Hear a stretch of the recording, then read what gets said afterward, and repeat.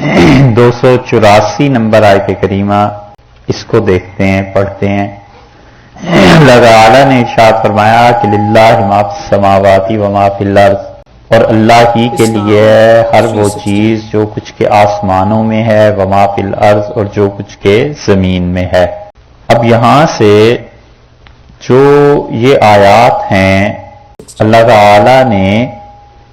نازل کی، یہ پہلی آیت بہت پہلے، اور صحابہ کرام رضی اللہ عنہ کو اس آیت پر بڑا اشکال پیش آیا،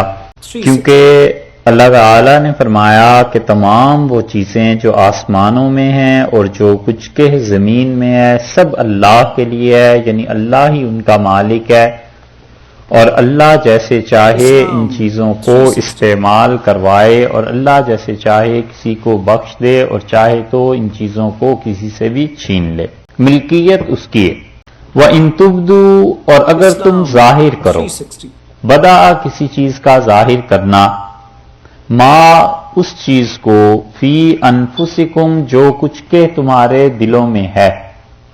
اگر تم اس چیز کو ظاہر کرو جو کچھ کے تمہارے دل میں ہے وہ، او تخفوہ، یا تم اسے چھپاؤ، یحاسبکم بہ اللہ،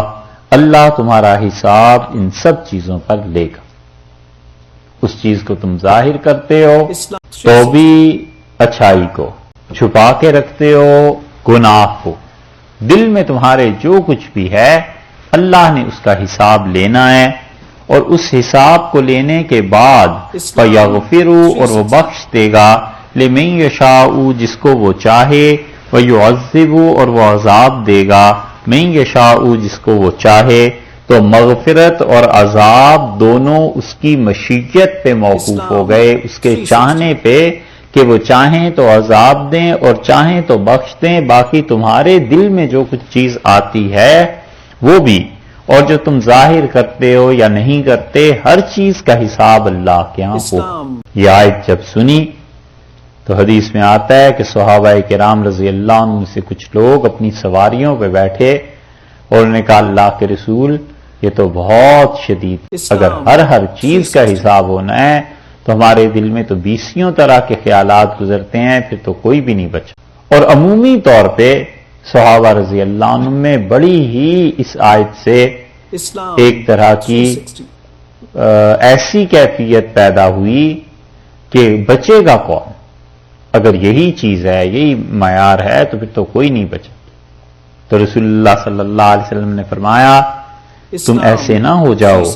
جیسے بنی اسرائیل ہو گئے تھے کہ انہوں نے کہا سمعنا وعصینا، ہم نے سنا اور ہم نے اللہ کی نافرمانی کی، بلکہ تم کہو کہ سمعنا واطعنا، اللہ ہم نے آپ کی یہ بات سنی اور اللہ ہم اس میں بھی آپ کی بات کو مانتے ہیں، غفرانک ربنا، اے پروردگار ہمیں بخش دے، جو بھی چیز ہے دل میں ہے یا ظاہر میں ہے، اور وإلیک المصیر، اور تیری طرف ہم نے لوٹ کر آنا۔ تو صحابہ کرام رضی اللہ عنہ اتنے صحیح لوگ تھے، انہوں نے کہا اللہ کے رسول ہم یہی کہیں گے۔ تو اللہ تعالی نے اس کے بعد پھر اگلی آیت نازل کی، اور بعض حضرات کہتے ہیں کہ 1 سال تک یہ کیفیت رہی، اور اللہ تعالی نے اس کے بعد آیت نازل کی جو بالکل آخری آیت ہے کہ اللہ نے فرمایا لا یکلف اللہ نفسا الا وسعها، اور اللہ کسی جان کو کوئی تکلیف نہیں دیتا مگر اتنی جتنی وہ برداشت کر سکے، سہ سکے۔ تو اس لیے حضرت عبداللہ ابن مسعود رضی اللہ عنہ کہتے تھے کہ یہ جو چیز ہے نا کہ ما فی انفسکم او تخفوہ یحاسبکم بہ اللہ، یہ جملہ منسوخ ہوا ہے لا یکلف اللہ نفسا الا وسعها سے، کہ پہلے حکم یہ تھا کہ تمہارے دماغ میں جو خیالات آتے ہیں اس پہ بھی پکڑ ہوگی، اللہ نے یہ جب بعد میں آیت نازل کی کہ بس اللہ اتنی ہی تکلیف دیتا ہے جتنی جس کی گنجائش ہے، تو دل کے معاملہ اس سے نکل گیا، یہ آیت منسوخ ہو۔ لیکن حضرت عبداللہ ابن عباس رضی اللہ عنہ سے پوچھا گیا تو انہوں نے کہا کوئی منسوخ ہونے کی بات نہیں،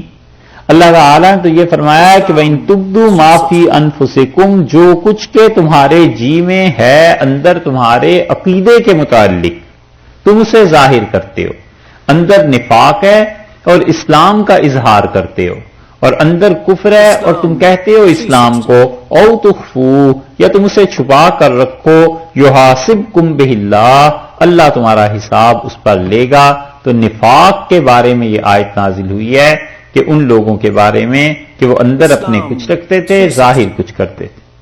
فَيَغْفِرُ لِمَن يَشَاءُ، اللہ جس کی چاہے گا مغفرت کرے گا، وَيُعَذِّبُ مَن يَشَاءُ، اور جسے اللہ چاہے گا عذاب دے گا۔ وَاللَّهُ عَلَى كُلِّ شَيْءٍ قدیر، اور یقیناً اللہ تعالی ہر چیز پر قدرت رکھتا ہے۔ اللہ اپنی ساری مخلوق کو بغیر وجہ بیان کیے بڑے سے بڑے عبادت گزار اور فاسق و فاجر سب کو اٹھا کر جہنم میں پھینک دے، تو ہمارا عقیدہ ہے کہ یہ اللہ کا عدل ہے، اس کا انصاف ہے، کوئی نہیں پوچھ سکتا کہ اللہ یہ کیوں کیا، اس لیے کہ مالک اور سب کو بخش دے، سب کو جنت میں لے جائے، تو کوئی نہیں پوچھ سکتا، کسی کو حق نہیں ہے کہ وہ اس کی رحمت کو محدود کر دے اور یہ کہے کہ کافر کو کیوں جنت دے دی۔ اس کی رحمت ہے، جو چاہے سو کرے، علی الاطلاق ایبسلیوٹلی سارے رائٹس اللہ کے ہیں، کسی کو کوئی حق نہیں پہنچتا کہ اللہ کی قدرت، اللہ کی رحمت کسی چیز میں بھی شک کرے۔ یہ ہے عقیدہ۔ اور ہوگا کیا؟ وہ یہ کہ اللہ نے جیسے کہہ دیا ہے